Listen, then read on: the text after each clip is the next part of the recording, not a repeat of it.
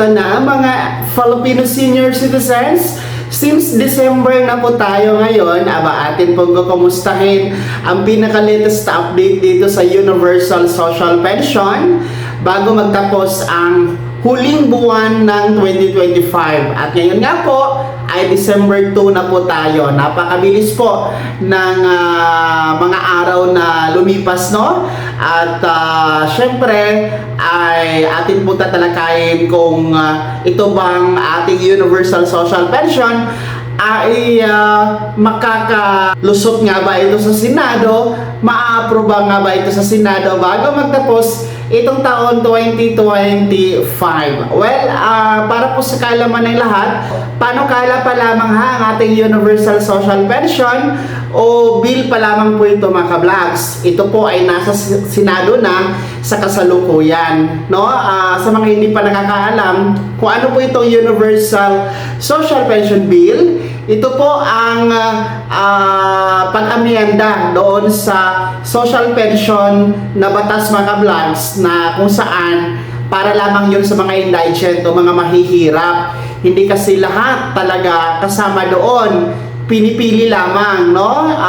Yung mga walang-wala talaga, gaya ng walang source of income, walang hanap buhay, walang sustento na natatanggap mula sa pamilya, may kapansanan, may karamdaman, walang pambili ng gamot. So sila po ang ina-identify as indigent senior citizens ng DSWD. So sa ngayon kasi nasa 4.5 million lamang po mahigit ang beneficiary dito. Kaya naman po marami kasing mga lolo at lola natin, no, na syempre nagrereklamo dahil hindi sila makakasama dito sa social pension, lalong-lalo pa yung ating mga pensyonado ng SSS, GSIS, PVAW, no? Hindi kasi kayo kasama sa social pension. Kaya nga po, inamindahan ang naturang social pension na batas para gawing universal social pension para lahat na po, wala nang pipiliin dito.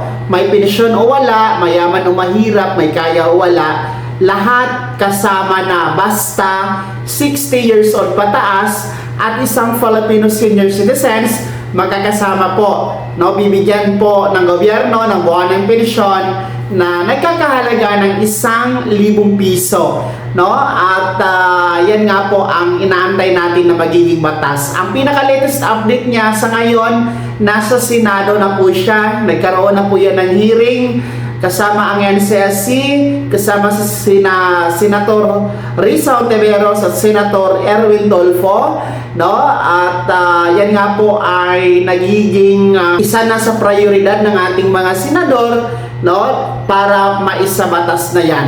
Well, sa ngayon kasi, since Disyembre tayo, alam niyo naman ang Disyembre, marami pong holidays ang nagaganap dito. Talagang long weekend at saka meron po tayong early Christmas break para sa ating mga ahensya ng gobyerno, no? Kasama na dyan ang Senado. Kaya hindi na po ito maisama o maisa sa batas, hindi na po ito maihabol bago po magtapos itong 2025, no?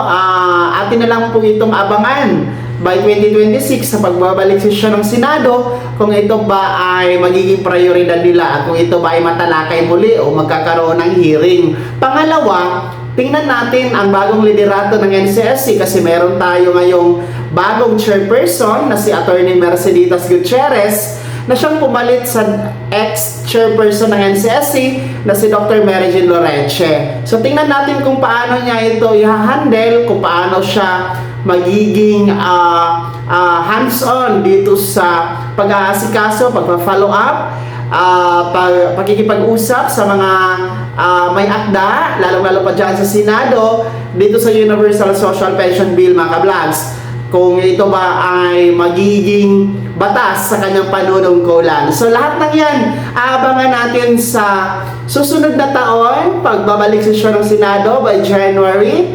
2026. Pero sa ngayon, sasabihin ko sa inyo, ito po ay malabong magiging batas. ito po ay hindi na maihahabol, no, sa buwan na ito bago mag 2026. Pero sa tingin naman po natin ay malapit na tayo sa katotohanan, mga ka-vlogs. Kunting tiis na lang po, tayo naman po ay naniniwala sa ating mga mambabatas dyan sa Senado na sila po ay susuporta dito sa Universal Social Pension Bill. At yan po ang pinaka-latest update. Sana po ay nasagot ko po ang inyong mga katanungan. Napakadaming nag-aabang at nagtatanong hinggil po sa panukalang ito. God bless us all. Maraming salamat po, mga ka-vlogs.